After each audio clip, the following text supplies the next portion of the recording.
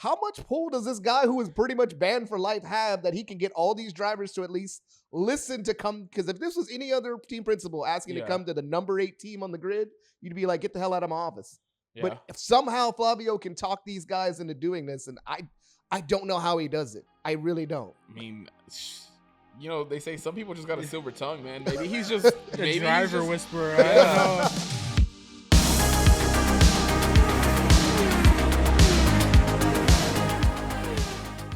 What is up, Formula One fans? Welcome back to another episode of Round the Circuit, Apollo Media's Formula One podcast. As always, I'm Junior. Got my boys Mark and Ivan with me today. How we doing, boys? It's race week. Excited. Needed that break off, and then my team still found a way to not give me a week off, man. I'm not. Mark? I'm not. You're not? No. See what this sport does to us, man? Oh, man. We're a quarter of the way through the season, and hopes are crushed. People are on the run. People are on the run. I might be on the run. It is race week. Imola. The Imola Grand Prix for short is happening this weekend. It's the start of a triple header. We're going into Imola. Straight from there, next weekend we go into Monaco, the classic, and then we have Barcelona to wrap up the triple header. So before we get into any predictions or talking about Imola at all, I mean, I know we're in Italy. It's essentially a bonus home race for Ferrari. Alpine has been in the news and at the top of all of the headlines. In the FBI watch list. The FBI watch list. I'm glad it's not Red Bull. Yeah, I don't even know where to begin. For starts, Oliver Oakes has resigned as team principal, and Flavio is the new team principal. The once banned from the sport man has managed to claw his way back into this sport. He's the mastermind to probably the biggest scandal in F1 history. If you don't know what that is, look up Crashgate, and it'll tell you all about what the scandal was, how it was handled, or what the thought process behind that was. I'll let Ivan go into details if he wants on that. But yeah, Flavio is now in charge of Alpine. And with that, not only is Oliver Oakes out as team principal after 6 races, which we kind of assumed was going to happen, Jack Doohan is out and Franco Colapinto is back into an F1 seat. Mark? I don't know. I mean, there's just so much going on around that team. They're 1 point above last in the standings. Even Pierre hasn't been able to really salvage any good points. I think they're sitting with 6 points, and Sauber's just behind them they're at 7, and Sauber's just behind them with 6. So I don't know. What are your thoughts, man? It's just Alpine drama all across the board. It's a mess. What is going on with Alpine? Like, I don't every this past week there was something new. Every day there was something new. The fact that Flavio is even back in the sport is absolutely nuts. I know, and should not happen. Yeah, we laugh it off. There are a lot of people that are like seriously upset that he's back in the sport. He's been back in the sport since the end of last season, but to be in charge of a team again after what should have been a lifetime ban is just, that's, for in baseball terms, that would have been like Pete Rose coming back and being the manager of a fucking Major League Baseball team. Like, and those crimes or whatever they did wrong are hard to compare, but essentially that's what you're looking at. Yeah. Ivan, it's your team, man. Ivan, you're up. You're up to bat, you're buddy. up, man, because yeah. What a year it's been for my team, brother. So let's see. If I'm counting last year combined into this year, the factory went on strike because they were mad that they were going to switch to Mercedes engines. They went against the factory and said, F it, we're just going to switch to Mercedes engines. Y'all going to be out of jobs. Then Flavio comes back. Everybody's like, well, at least he's not in a major role. He's just an advisor helping the team out. Then now it leads to Flavio is now the team principal. And kind of like Junior said, just to make a long story short, he fixed a race pretty much into where Fernando Alonso had just pitted at the Singapore Grand Prix. After that pit stop, he then told his second driver, Nelson Piquet Jr., who is actually the brother of Max's now I guess, baby mom. I know they're not married, but I don't know what the heck you call her at this point. But yeah, he has a little bit of ties to Max Verstappen. But yeah, after that accident, everything is swept underneath the rug. They do an investigation, nothing's found. Then later on down the road, they reopen it because somebody opened their mouth, Nelson Piquet Jr., because he was mad the team fired him. And then they figured out, oh, this face is fixed. He was banned for life, was not supposed to come back ever. The ban was lifted once Formula One got sold to Liberty Media, oddly enough. I don't know how that happens. And then he's just been allowed back in the paddock. And as they say in Narcos, he's like a la cucaracha. He's going to come back no matter what. You can do whatever you want to that man, and he will find a way to come back bigger and better than ever. Also, side fact that I just now found out, he has a child with Heidi Klum. Flavio. Go take a look picture of that man and tell me how he has a child with Heidi Klum. But yeah, this man is anything he wants. It works out for him in any way in life. I'm tired of doubting this man anymore. This team is a mess. I want Pierre to get out of there as soon as possible, but I don't think he has any other lines of getting to another team.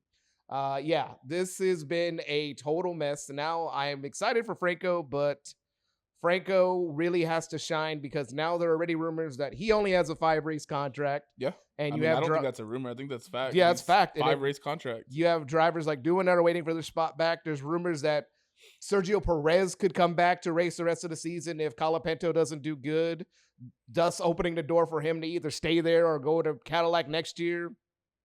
It's a whole mess right now, man. It's just every time I think Alpine is done and they're getting a little good spot where they're like, okay, they've gotten stuff together. They picked the Mercedes engine. Yeah, it wasn't the best decision, but at least we know it's going to be fast next year. And now this, I don't know where this team goes.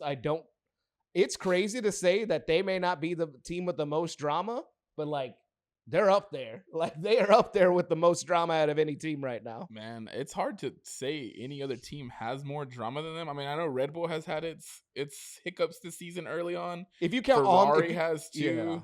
Yeah, exactly. If you count off the track, yeah, then Alpine has it gone away. Off the track. Off the track combined with on the Alpine's track. got it. Yeah, we got that in first place all day. So I want to touch on what you said. So Franco is only here for 5 races for now. Yes. It's for sure he's got a 5-race contract. So he's coming into a bad team, completely restructured essentially, in a bad car because even Pierre has struggled to get it in the he has qualified in Q3 a couple times, but he's struggled to keep it in the points, you know? Yeah. So you got a bad team, a bad car, you're under pressure because you know for sure you only have not for sure, but you know for now you only have 5 races. Man, I know Franco showed that he is good last year, at least for a rookie. He was coming in and, he struggled towards the end of the season. We've said that a few times already, but to come in under that much pressure, I don't even know what to expect from him. I mean, I know he has that fight in him, I guess, that the skill, but it's hard to see what to even expect. Are we just going to see Doohan again? I mean, if you look at Pierre's race finish stats for this season, it's not pretty, No. Jack's dad pulled out the receipts on that. I did. Yeah, he pulled out that's the kind of what I was receipts thinking about right now. Is Jack Doohan's dad was a little upset.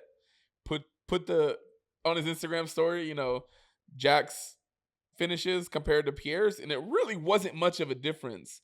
Now Pierre has qualified better, but qualification only gets you so far when it comes to standings and points. And then you got Checo Perez, who's now in the mix. I mean, we've heard his name circulating Cadillac for next year pretty much all season. I know we all said we would love to see Checo in that seat. I miss watching him drive, especially for Red Bull. I do love, obviously, Yuki, but Checo, man. It's Checo. It's Checo. But to see him possibly come back this season after that 5-race contract from Franco, I mean, teams are only allowed to have 4 drivers in a season drive for them. They're already at 3. Checo would be that 4th one, and then they just got to start recycling. Yep. I mean, I don't know what they do from here. It's going to be hard. If Checo doesn't come back this season, I know we saw that he's in talks for maybe a 2026 contract. So he's got 2 teams looking at him. There's a very good chance we see Sergio Perez back in F1 next year. It's hard to see like where Alpine goes from here. I mean, they were supposed to be fighting for the best of the rest, and they're at the bottom of the total pole right now, essentially. I mean, nobody really expects much from Sauber, but to have Alpine right there next to him like that, it's just for me. What I can't believe is that when they put the directive in saying that they're going to change the rules for Spain that everybody's looking forward to, it's been notorious that Alpine was the only one that had to change their concept fully compared to the other teams.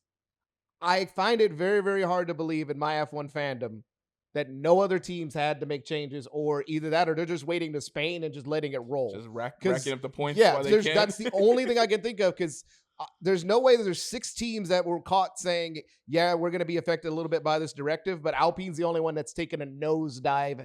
Yeah. I'm assuming they decided to get ahead of the changes and say, we've got to make changes to the car now, and then hopefully after Spain happens, we'll move up. Honestly, that's your last hope is that directive in Spain brings the grid back to where you're at. Yeah. Because if that doesn't work out, you have no hopes for like pretty much the rest of this year, and you're looking forward to another year, which Alpine's pretty much main thing that they say every year is, well, we'll get them next year. We'll get them next year. Yeah.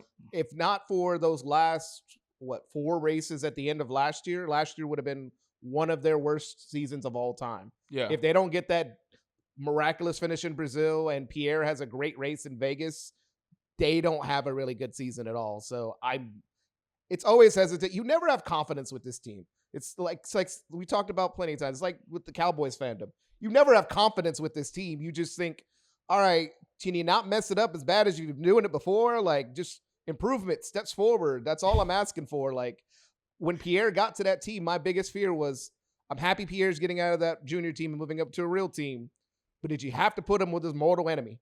Like, did you have to put him with the one guy that he absolutely hates?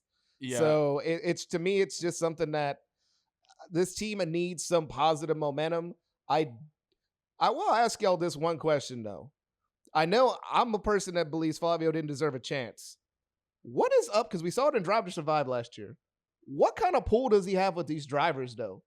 To get Carlos to stop talking to Williams for a week and say, I got to take a meeting with Flavio. Now Sergio's like, well, I got to talk to Flavio now because Flavio started bringing some stuff up.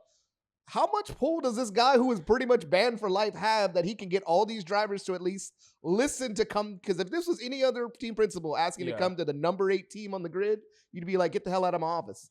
Yeah. But if somehow Flavio can talk these guys into doing this, and I don't know how he does it. I really don't. I mean, you know, they say some people just got a silver tongue, man. Maybe he's just a driver whisperer. Yeah. I don't know. I don't know. I mean, because like you said, for somebody who's banned from the sport to make a comeback and to just have so much pull and almost respect from drivers in the that's in, the in part the paddock. Really confused. And it's not like, you know, everybody has their opinions on certain drivers where they think they're good people or not. Nobody really knows these drivers, so it's hard to say. But it's not like some of the usual suspects where people think they're just terrible people. Like, it's just random drivers you would see that are like, I don't know. It is interesting that you bring that up. My question for y'all both is, with the trajectory of Alpine pretty much nosediving, where do we see Pierre in all of this? Because there's no way he's sitting there saying, well, I'm just along for the roller coaster ride. Like, he's got to be behind the scenes, taking some calls, maybe calling some other teams that don't have like a for sure driver. I mean, if he's going to be at the bottom of the standings, you know, why not maybe talk to Sauber, see what they got? Or, you know, I think a lot of the teams are set right now, or even Red Bull. Hey, man, like, I know there's a chance you lose Yuki next year. What about me getting a second chance in that car? Or I don't know. It's hard for me to think that Pierre Gasly's just sitting there saying, hey, this is just what the team is now. I'm okay with it, and just kind of riding it out. You want to go first on this one, Mark? Yeah, I'll go. Because you look at it and, like, I don't know which one of you said it's just like, but what ties does he have with other teams as of right now? Yeah. He's been the Alpine guy for so long. It's right now, obviously, I see him finishing the season with Alpine, but I mean, I can't think of a team where he could have connections or could replace a certain driver. Yeah. Because, like you said, all the teams are set. I mean, really don't see. Mercedes is up in the air, but I think the only way, like we've said Yeah. before, Toto doesn't re-sign George is if he gets somebody like Max or Yeah. something. But I think his career, just like most of his career, is in the hands of other drivers right now. Yeah. I don't think it will happen, but one thing you have to look out for is if there's an opening at Red Bull, who does Red Bull get to replace that driver? And then that driver that leaves his team to go to Red Bull, that's where Pierre, I feel like, would step in. yeah, Just for example, just using a name because I know they talked to him, Alex Albon. If he were to leave Williams and go to Red Bull to return back, kind of like we were just talking about Gasly maybe getting a job to return there, I think seeing him go to Williams for me would be like the best case scenario because he's proven he's a great midfield driver and he's gotten that car to spots that shouldn't have finished before. I think obviously he deserves to be at a better team, but I don't think those better teams are going to come calling his way just because it's a packed house right now up front. So I do think like Williams is probably his best chance because I don't really see any openings. He can't go to Haas because they're not getting rid of Behrman and he's not going to team up with Ocon again. yeah. So what other teams in the midfield? You're not going to Aston Martin. Yeah. Like there's no shot. that's a step back. That's like a step back now at this point. So Williams is pretty much his only hope unless Red Bull does come back, like Mark said, and be like, you know what? We do need a consistent hand. Plus, you have at that point you would have the assuming Max is the one to leave, you would then have the Yuki and Pierre teammate reunion that everybody's been waiting to happen That would be anyway. interesting to see. So I do think that pretty much Williams and Red Bull are his only two options. I feel like he has, but he does deserve a better seat. It's just one thing I will say is that Flavio has said he's been impressed by him, which I don't know what Flavio thought he was getting in Pierre. I guess he thought he was getting like a Nelson Piquet Jr., where it was just a driver that was just there and do whatever he says he wants to do. But Pierre's shown he's got talent. So yeah, I mean, Pierre is definitely. Yeah, he's got the skill. I'm not gonna say like he's like one of the top, but I mean he's proven himself a few times throughout his career. To me, I mean, he won in an AlphaTauri. He was in podium in Brazil, you know, in that wet race last year. He's shown spurts, you know. He's shown, you know. To me, this may sound kind of controversial.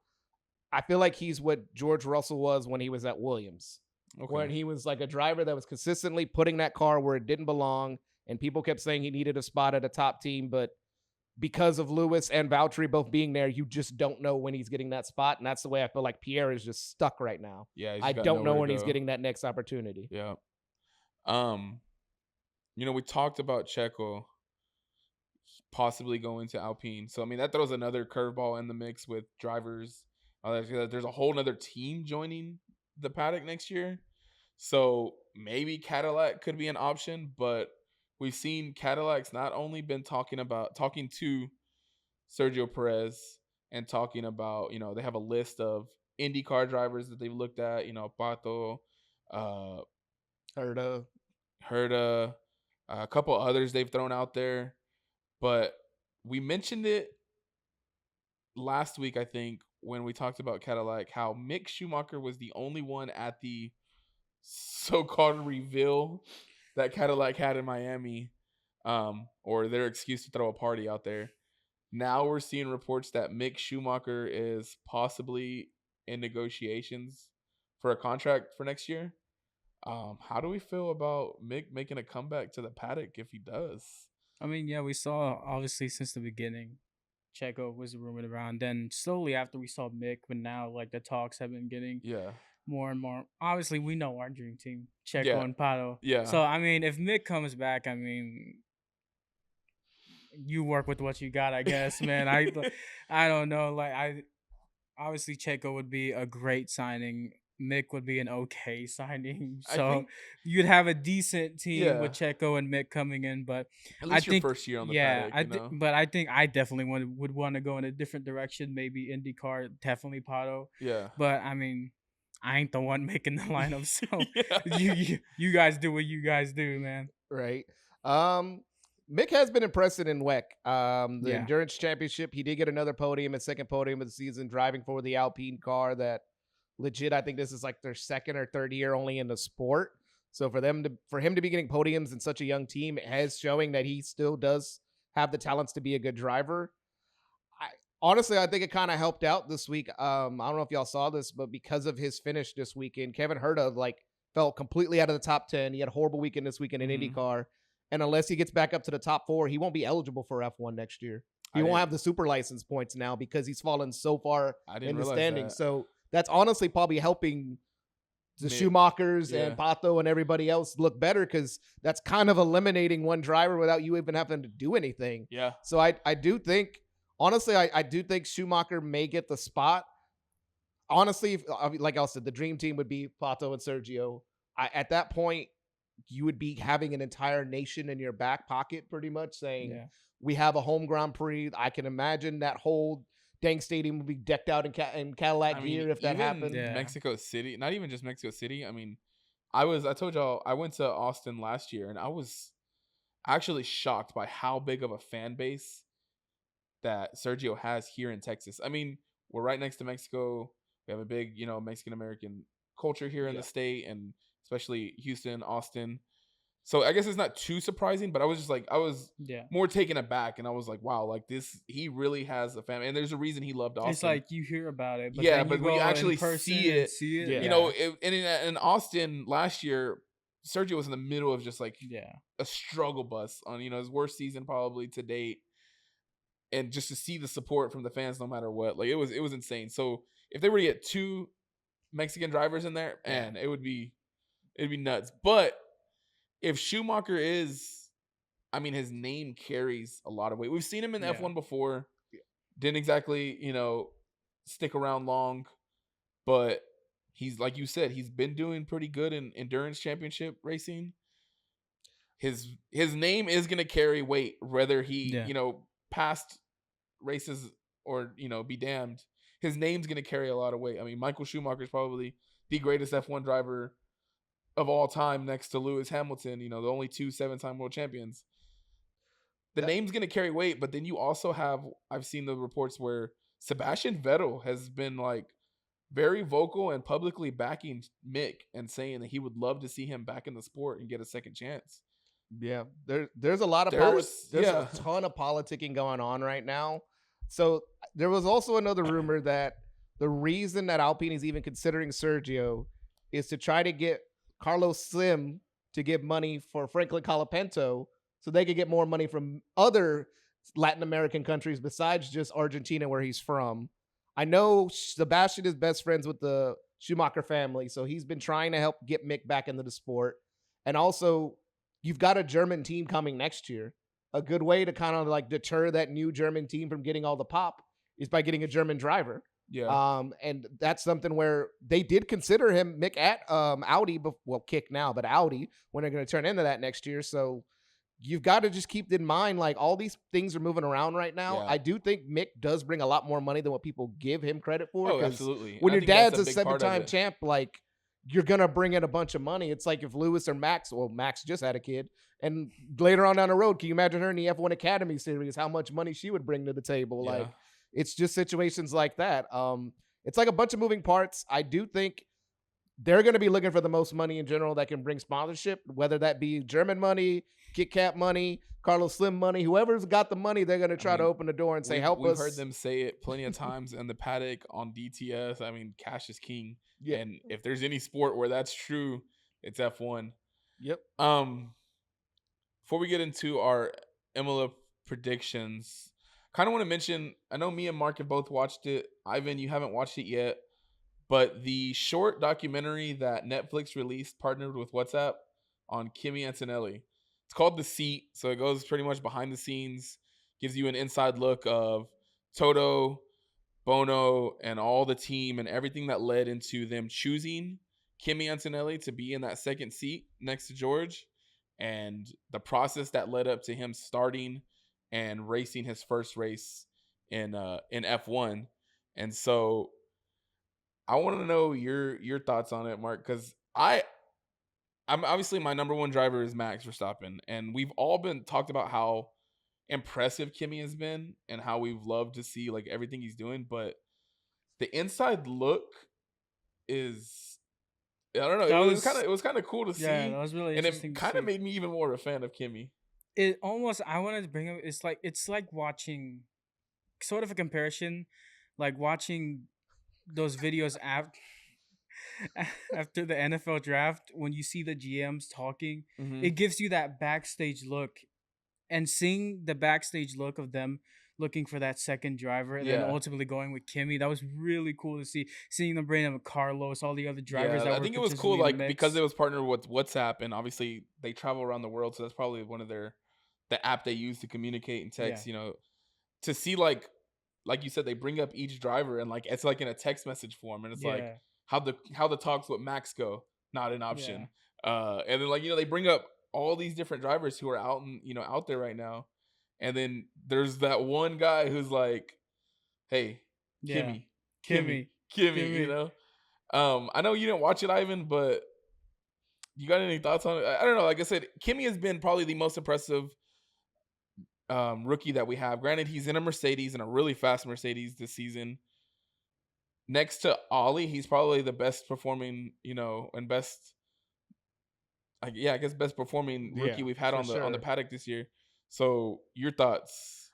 I'm excited to watch it because, like you said, I haven't watched it yet. So, Yeah. I mean, I'm always interested to learn. Sorry if I was a little distracted. Just to give y'all a behind the scenes clip, the Dallas Mavericks just won the #1 pick in the draft lottery, and we were kind of in shock. I was The kind of in NBA shock is over here. rigged. So, The yeah, NBA is rigged. It's rigged. sidebar done, but 3% chance to win it, and they won the lottery. But sidebar done. Yeah, I'm excited to see the Kimmy documentary. I'm excited also for the Academy, the F1 Academy? F1 Academy series to come out. Pretty much. I've been waiting on them to give that series a little more shine, especially Yeah. considering how much money they've invested into it. They've really not given them a lot of publicity. Like I remember the whole first year of that league was not even televised any races. We're just gonna give you the results, tell you what happened. That's it. Then they moved on to televising half of them, and now to see them move up to where they have their own Netflix documentary, which I'm calling this right now. That series is going to be a lot more popular than what people think it's going to be. Absolutely. I think people are underestimating just how popular this series could be once you get to know some of these drivers and they're backed still by the real Mhm. teams and everything. I mean, real quick, you look at what Drive to Survive did, especially here in the States, Yeah. just for Exactly. F1. I mean, it could be a huge boost that maybe F1 is looking for into the F1 Academy to hopefully we get, more female drivers on the actual F1 grid, one day. Yeah. I know there's a lot of people who follow it, and I'll admit I don't follow it as much as I would like to. It's just so much going on. And the races are always either like right before, the regular And F1 plus, races. they're So only they're the- not a lot of laps either. yeah, they're not huge races, but it would be cool to get a little bit more of an inside look, and that's what I'm hoping to get out of it. It's just more inside look into like the drivers that they pick, the teams, and then, I mean, I know we've seen it a few times this season and even last season. Man, these liveries and the the race suits and everything, the Yeah. helmets and everything that these girls wear and drive, like they're nice, man. I wish some Yeah. of them would go into these F1 cars because And they're nice. unlike the men's sport too, I do know they have some American drivers on their team. Yeah. I think it's the daughter of Brian Deegan. I know that, and I know there's another American girl that drives on the grid as well. Like they have some American ties. So like for people that are kind of upset that Logan Sargent left, which first off, we didn't lose a lot, guys. Like we still got the sport. Like Logan wasn't that good, man. But we still have other drivers that we can like depend on in that sport. Like you said, once the people see the liveries, how hard these women have been working towards getting to where they're at. And honestly, we talked about her a couple times already. I'm excited to see Susie Wolf be in the Toto spot where she's Yeah. going to be like the person on camera and doing all this other stuff. So I'm Yeah. interested to see the behind the scenes working of it. I mean, I'm hoping it breaks some barriers, man. I mean, Yeah, it breaks exactly. open that sport, and hopefully we get more out of it.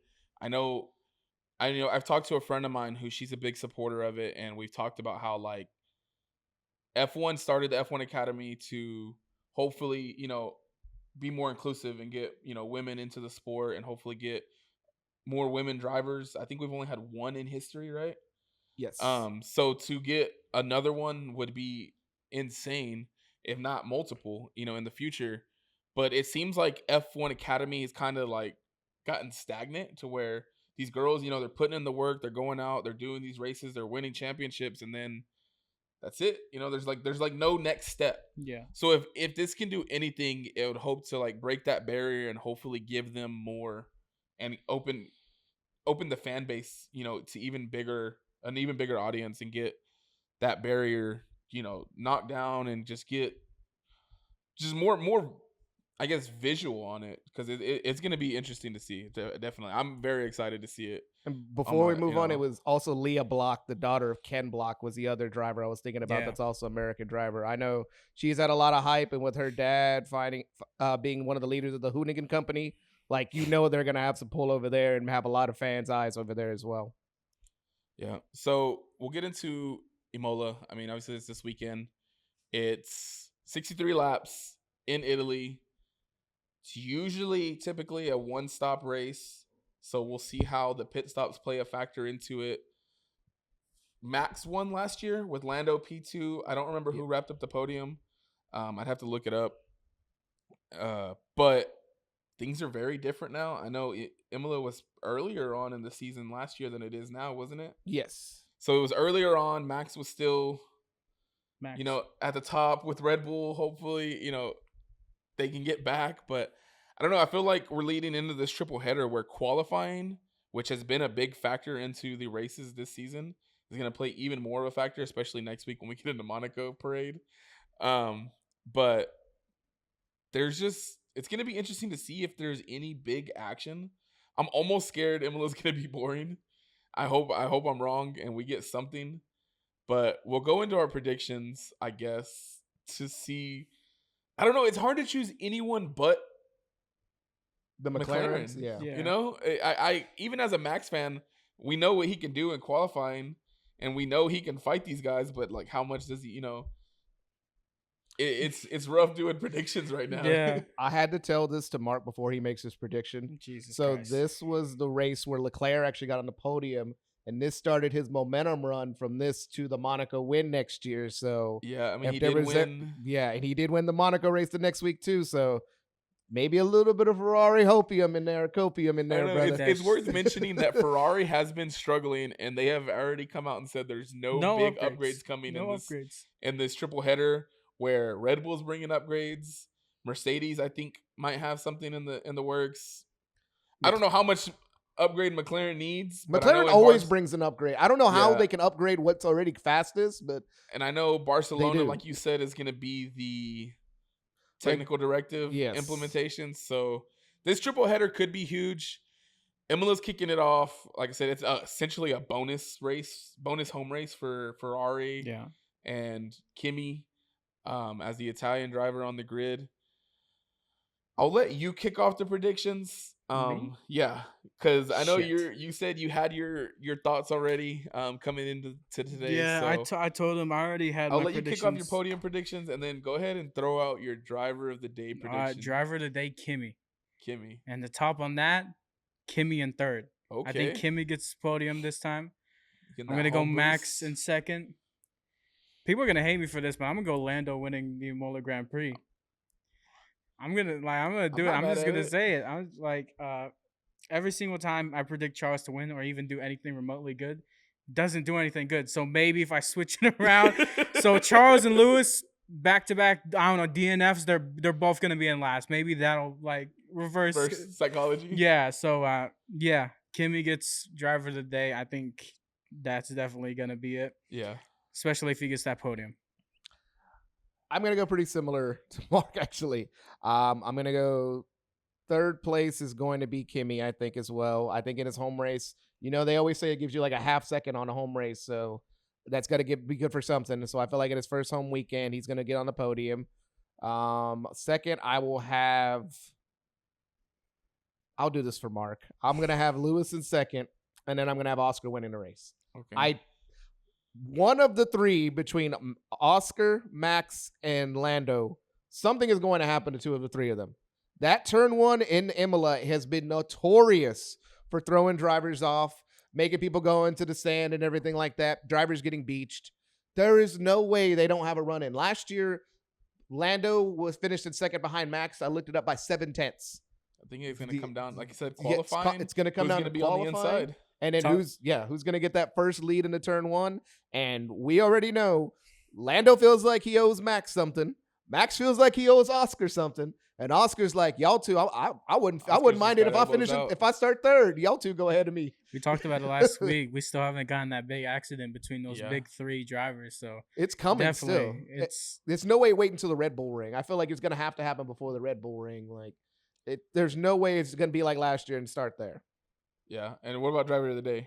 Driver of the day, I feel like it has to be Kimi. Like I feel like that Italian audience would, if he finishes DNF, they'll still probably find a way to give him the driver of the day, probably. Yeah, I think we mentioned it a couple weeks ago. We've been off on our driver of the day predictions a lot lately, but driver of the day is almost this season turned into kind of like a popularity contest more than ever. Yeah, more than ever. I gotta mention that. Are we still keeping count? Yeah, I've still been keeping count. Okay, good. None of us have scored any points these last few weeks, so yeah. I was actually looking at our scores. Me and you were like the only ones with points. Yeah. I was trying. I know I got a winner right for last week, but I didn't get any of the podium after that. I just picked the winners right. That's it. Yeah. So I want to say Kimi's gonna get driver of the day. I'll start off with that because obviously, like I said, the popularity contest, but I don't think it's going to be because he gets on podium like y'all said. So here's my thing. There's a lot of pressure coming into his first home race, essentially. I think he screws up in qualifying. But Kimi being Kimi and showing what he's shown us this season, I think he has a good bounce back and he gets up 4th, 5th with that Mercedes. And that's where he's going to earn driver of the day. It's hard for me to go against and say he doesn't get driver of the day because of where, how the voting has gone this season. It's Imola. They're in Italy. It's his first home race. They're going to turn around and have Monza again in a few weeks. But, I think he's going to, the pressure gets to him a little bit, but he bounces back because he's already proven that he can. Podium. It's rough, man. It's rough because qualifying is going to play a huge role into it. And we know Max can qualify his ass off. But the Red Bull just doesn't have the pace to keep up right now. But it's Max. It is Max. And that's why I think he's still going to be up there fighting the McLaren boys like he has been the last few weeks. The car just can't keep up, man. McLaren is in another world. Imola's a little bit of a different track. So he has that going for him. I think Oscar wins it. And I think Lando gets P3. I think Max is going to wrap up P2. It's going to be them 3 again. And I'll throw out a bonus just because I feel like it. If Max doesn't get podium because the Red Bull car is what it is, it's going to be George. Because George I can't go without mentioning how consistent he's been. It's hard to say good because his podiums he's lucked into every time this season that he's been on the podium. He's just lucked into. There's been something that happened ahead of him. Junior's a D1 George hater. I mean, because every time he does something good, you're like, oh, he lucked into it. Look, man. If you look at it, it's not like I'll give him the fact that he's consistent enough to be P4, P5, and right there ready to inherit it. That takes skill. I mean, it's not like he's in the back of the pack. I'm not disagreeing with you, but bottom of the barrel. It's just, I think he's going to be there to collect the podium. If something does happen, like y'all said, between those top drivers, Max, we've said he's slowly dripping back into Mad Max. He's already learned that Oscar's not Lando. It's going to take a little bit a different fighting style to fight off Oscar. Made him change his name this weekend because that's how much Oscar's been stressing him out. Look, man, the man just wanted to go race his Team Verstappen race car, test it out, and just not be bothered before he could go back home to his baby, Did he change that name to hide it from the fans, or did he change it to hide it from the news from the wife that, I know we just had this kid, but I got to... So Kelly cannot know where I'm at. Right. You ain't fooling I'm anybody. Franz for today. But no, it's... I think Max is Max. He's going to fight. I hope he manages to prove me wrong, but I think he gets stuck in second, and it's unless there's some big incident. like we've talked about, and hopefully he doesn't DNF. Hopefully, if something does happen, he just falls back to P4 and 5 where he's been. He's like, please. But we'll see. It's gonna be interesting. I'm glad we're back to racing. Yes, sir. We got 3 busy weekends ahead of us. Even if Monaco is a parade next week, I'm looking forward to next week. But we'll make it through this weekend first. We'll see how it goes in Italy, and we'll go from there. I don't know. I feel like there's just this triple header kicks off the European tour, and it's always so stressful going into these 3 races, and I don't know why. It was like that last year. But yeah, any last thoughts before we? I'm not excited. I'm excited for the racing aspect, not so much my driver and team. Yeah, definitely. Honestly, I'm excited for the weekend as a race overall. I just got to cut the Band-Aid off, and I just need to see Flavio walk out there as a team principal with his sunglasses on, looking like he's the brightest star on the damn universe, and just see how it goes, because the only way to go is up, Alpine, because you're not helping anything right now. So I mean, they do got one more spot they can go down if they wanted to. I honestly, at this point, like, them and Aston Martin are in hell right now, to be honest. Yeah, I mean, like, I don't know any other way to put it. They are. I think at least in the Aston Martin mud. has a Newey car to look forward to next year. So. True. Sure. I mean, it's like you got Newey on one end, and then Alpine's looking forward to the Mercedes engines, but they're both clinging to something where, please, somebody save us. Please, somebody save us. Yeah, I don't have any other thoughts. Like I said, I'm looking forward to the triple header. Imola's going to kick us off, and then we get into the historic Monaco, but we'll talk about that next week. Don't forget to like this video, subscribe to Apollo HOU, drop your podium predictions, your driver of the day predictions, and any other thoughts y'all have on Alpine, Cadillac, any other drama that's going on in F1 right now. I feel like the season is just full of it. Yeah, let us know your thoughts. Let us know what you're thinking. And like I said, don't forget to subscribe and like the video. Other than that, we'll see y'all next week. We'll recap Imola and preview Monaco. Yes, sir. So until then, we're out, boys. Peace. Alpine therapy Yeah, session in the comments.